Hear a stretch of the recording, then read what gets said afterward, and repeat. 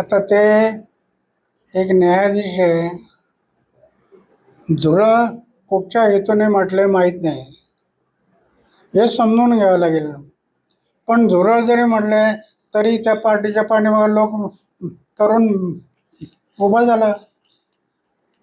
मग हे समजून घेतलं पाहिजे की धुरळ म्हणण्याचा उद्देश काय होता, हे समजून घेऊन.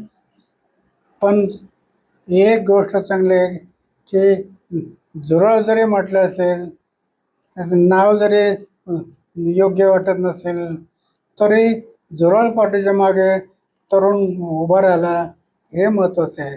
म्हणून युवा शक्ती एक राष्ट्रशक्ती आहे असं समजून शासनाने त्यांचा अवेअरनेस न करता त्यांना प्रोत्साहन द्यावा. लोकशाही डिजिटल न्यूज, सत्याचा